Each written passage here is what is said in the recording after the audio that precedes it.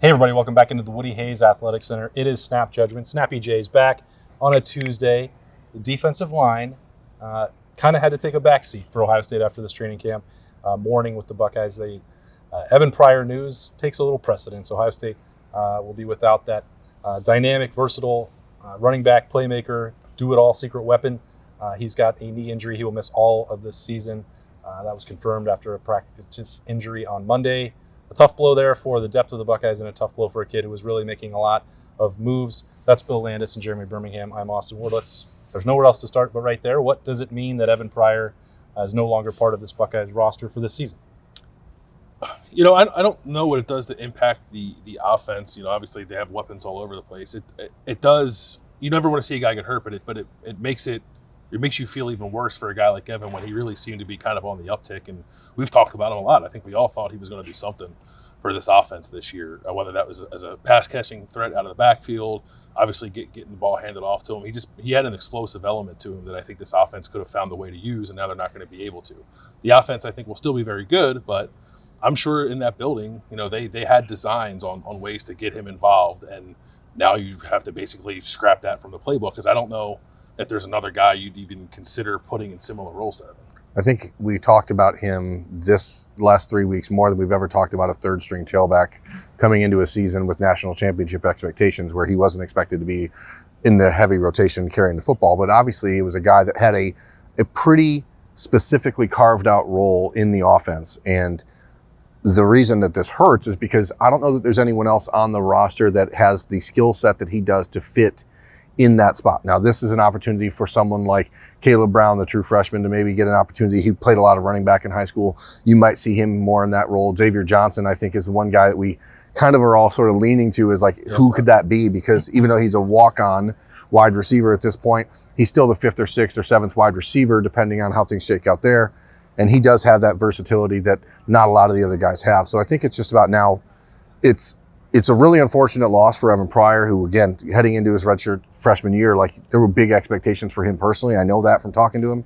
And now just how do you find someone to fit that role? Because it's not the position that's going to make or break the offense, but it's just one of those extra elements to the offense that you're like, now you got to prepare for this. And so that's sort of, I think, the real loss there. Yeah, I never like to start it by the dehumanizing what they're going through because Evan Pryor didn't have that first year on campus the way he wanted to, and then to have this second setback as a sophomore, that hurts. And the real person is hurting, and the running back room is hurting, and Tony Alford is hurting.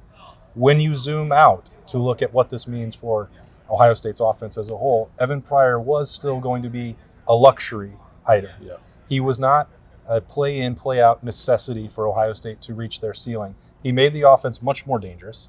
So we've got a number of questions. Well, the depth is a little bit thinner, of course.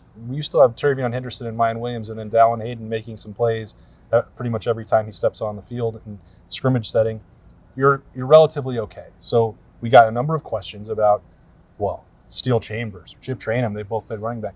That's not going to be necessary. Ohio State is not in an emergency situation at this point at tailback, and that's a starting linebacker and probably the third, maybe fourth linebacker. You found a gift. You found a gift at linebacker a year ago when Steel Chambers got moved.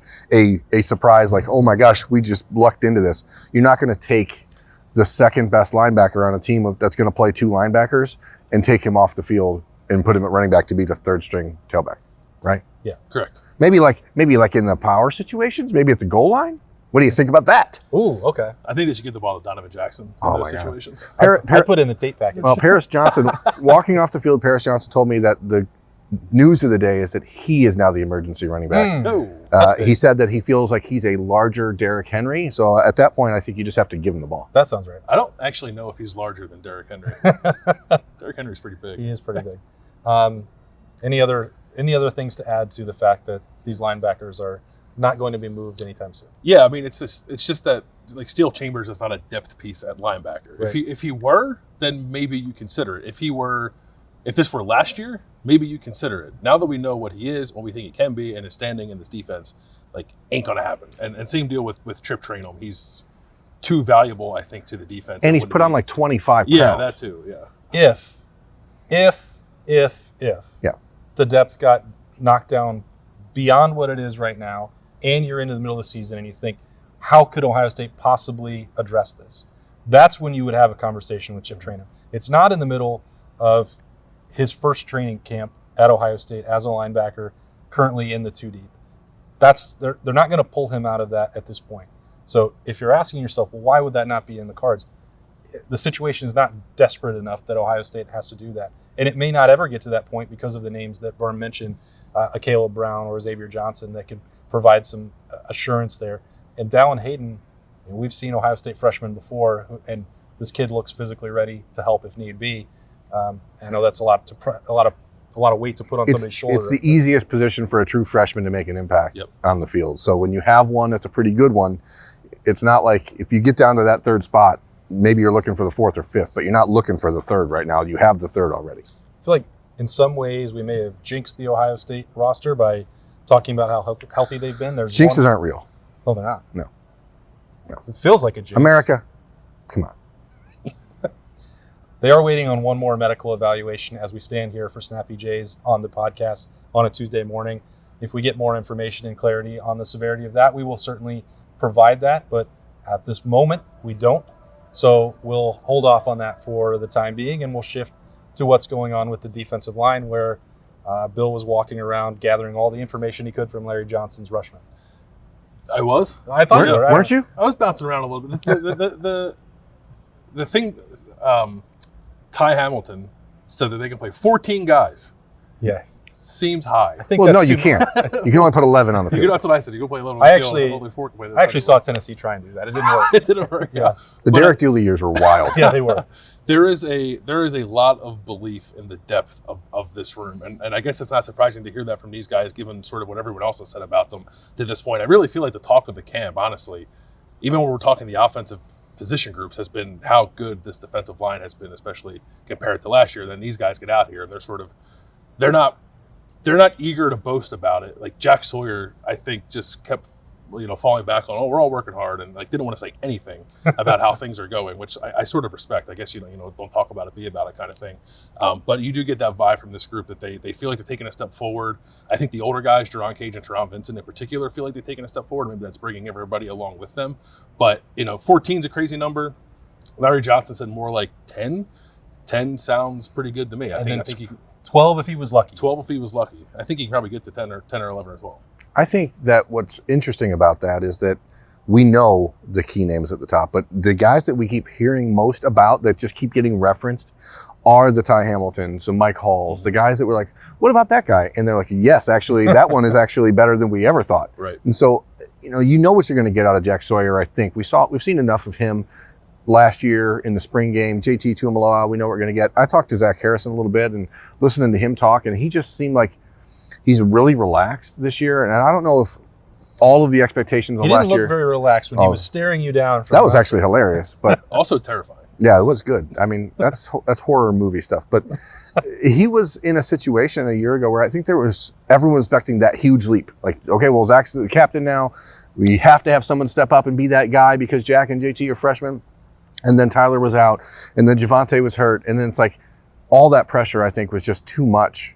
And you saw, and Larry Johnson said it, that, he sees a difference in Zach Harrison this year. Zach just said he's much more loose, playing much more relaxed. And again, I've gone on record already on the show saying I think he's going to lead this team in sacks. And I just think that he's in for a really big year. And having some of that pressure removed because you have 10 guys, 11 guys, 12 guys, 86 defensive linemen, whatever, I think that there's an opportunity for some guys to have really big years. There's a pretty intriguing dynamic with that unit because of that combination of, you say Jerron Cage, Teron Vincent, that you can also throw Zach Harrison and Javonte Jean-Baptiste and Tyler Friday in there with veterans, established veterans, and we know how much Larry Johnson prefers to lean on those guys and to lead the unit and be the first ones out on the field. I've talked about this before. I think that Ohio State, when they're at their best, you're going to need Jack Sawyer and JT Tuimoloau to provide that pass rush and play the largest volume of reps. Maybe I'll be wrong about that, but there is an interesting situation where at both defensive tackle and end, where you have seniors and upperclassmen, and at every spot on that front four, you have a freshman, a sophomore, a third-year guy who are just on this upswing that you can't deny. And I think that that's going to be difficult to manage for Larry Johnson. I know he likes to rotate. He may think that it's fine. It's ideally what he wants. I think it's going to be more challenging than years past where clearly Chase Young is not going to come off the field. Yeah. He's going to play the most. Nick Bosa is going to play the most. Joey Bosa is going to play the most. Yeah, I think that it's going to be tougher to manage that if there's two guys at any spot that need to play more, and it may have to come at the expense of someone who's spent 4 or 5 years with Larry Johnson. I mean, feelings might get hurt, I suppose, but Ohio State's not in a position to not play its best players. I think they got caught up way too much in that last year as they were trying to figure out the defense, changing lines like it's a hockey team, and then the end result is that people are out there who don't know what they're doing. And I think Jim Knowles' preference runs a little against maybe what's been the preference here in the past. Like he through multiple defensive coordinators, they've rotated on the D-line, they've rotated on the back end, maybe a little bit at linebacker. I think Jim Knowles would more like to find 11 to 14 guys that he just wants to play a lot. And I'm wondering if he's going to kind of exercise that influence that he has on the defense. He is the coordinator. He's the head coach of the defense. This is his show. Part of me is wondering if what you're describing might change a little bit because of his presence. I mean, that's football, right? That's how it's always been. You have your starters, and then you have the backups, right? That's always been Larry's thing. I don't have starters. Well, I don't know that I understand the confusion in this particular room, especially this year, because if you took a blind survey, I think the percentage of guys, if you said, pick me the 4 best upside, the 4 best athletes, the 4 guys that you think have the highest potential, it would probably be Jack Sawyer, JT Tuimoloau, Mike Hall, and Tyreek Williams. Yep. So you have the 4 sophomores. You're like, that group, I think, is the highest upside. But you do have the opportunity to mix those guys in and rotate those guys around. And you do need to get Zach Harrison and Tyler Friday. Tyler Friday's a captain for a reason. They're going to count on him to be a leader of that group. But bottom line, the one thing that makes feelings better is rings. You know what I mean? Yeah. Put a ring on your finger, and the feelings at January are going to feel a whole lot different. So win a championship, for Pete's sake. The situation that comes into my mind in championship settings is that occasionally last year, Bill, you were talking about the line changes, and people noticed that especially at linebacker, but there would be times where Ohio State would pin somebody with a punt, and you got somebody backed up inside their 10, and then you're seeing the second or third team defensive line out there. That's a pressure situation. The field is tilted. That's where you should be trying to create a turnover, a sack that can score you 2 points, something aggressive. And I don't think that because of the rotation, it's this guy's turn, we're not going to pay attention to what the scenario or the down is. That philosophy doesn't make sense to me. It doesn't make sense to me either. And I really firmly believe, and maybe I'm reading a little too much into what I saw from Jim Knowles previously, I just don't think it's going to happen. I mean, will it happen against Arkansas State? And no offense to Toledo? Oh my gosh, he did it again. I think they're going to. Here's the question, though. Here's the question. That is Jim Knowles' MO. Mm-hmm. Is that because he didn't have 25 guys that he could count on? Yeah. Or is it because he didn't want to count on that many guys? And I think it's probably a combination of both. He's talked at length in his times with the media. He got more toys than he's ever known what to do with. And so I think there is this draw to say, oh, I got all these parts. I can do all these things. And sometimes you just got to keep it simple, stupid. You know what I mean? And last year we saw it over and over. It wasn't just the time that players were running out there that we in the media or fans are going, why is that guy out there right now? But you saw players who were getting ready to go into a game thinking they were getting pulled back. And then you saw coaches not knowing who was on the field. And then you saw all this all the time on the field. And so I think that there is a fear and a worry that if you allow yourself to start getting into that ultra heavy rotation again, that guys just can't figure out where they fit. And in a defense like this, it's brand new, 3 new defensive coaches, you better know where guys fit. If only there was an acronym that would make it easier for them to understand the keeping it simple, stupid philosophy. Mamma mia. Mamma mia. That's perfect. That's where we should leave it on Snap EJs. Anything else that you guys wanted to get in before we head out of here? Got some names about Jack Leo position. Oh, let's hear it. I think it is the new bullet. I think so. I don't want to spend too much time talking about it. Although I think when Jim Knowles came here, there might have been a thought that he wasn't going to do that because this is a 4-down defense. I think they're going to do it. I think they're going to run Jim Knowles' defense. The 3 names that Larry Johnson said were Jack Sawyer, not surprising, Javonte Jean-Baptiste, and Palie Nooteote, which I thought was an interesting third addition there. I would not have guessed the third. Yeah, and I think it's really just Jack, but well, right. They've rotated in everyone else. I mean, it used to be Mitchell Melton, then it was Caden Curry, then it was. I think the secret third would be Caden Curry.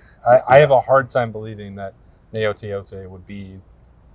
If they needed a third Jack, which they probably don't, I can't imagine that's where it would If you go and watch Oklahoma State from a year ago and you watch the freshman linebacker / whatever he was, Colin Oliver, like that's Caden Curry to me, like that sort of insane, like motor energizer bunny. So I agree. I think he's probably the guy that if something happens and they need to throw a wrench, I think it's him. Other than that, I mean, today I think it's just great to see Ty Hamilton out here and getting the love that he, has been sort of deserving a little bit. And just kind of nice to watch Teron Vincent and Jerron Cage, like understand that their role might be changing. And that was sort of the view I got from them, that of course they want to play, they want to be on the field, but I don't think that there was any sense of this is my last chance, I have to be the guy. I mean, I think they've realized there's some really talented dudes on this defensive line that are waiting to play. I think Larry has been here long enough to avoid the scenario that played out for Jim Knowles when he called Sonny Styles a secret weapon. Like, he can't say Caden Curry is going to be Correct. a Jack without 100 headlines coming out, so he knows that. I think that was probably a deliberate omission. And just one more thing, like as we talk about rotation, the one position where Jim Knowles did rotate was that position. He had basically two guys, and Colin Oliver was like a passing down maniac, led the team in sacks, as one of the top sack guys in the country. Right. But he didn't play every down. I think he only played like 300 snaps. But we're in no hurry. We can sit here and talk all day. What else do you want to talk about? Well, let's save it for the podcast daily. Okay. If you haven't seen that, it comes out every morning. You don't want to miss it. It's on the podcast. We tweet it out.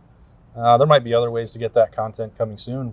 I'm still looking for a recruiting writer at Rivals. I hope to have one very soon for you all. Stay tuned. Could be a 5-star. I don't know. I'm working really hard on it. I'm trying to close the deal. That's Berm. That's me. That is him. Oh, interesting. That's Bill Landis. I'm Austin Ward. This has been Snappy Jays. Thanks for joining us for Snap Judgments. We will see you again here in the Woody on Thursday as Ohio State training camp rolls along.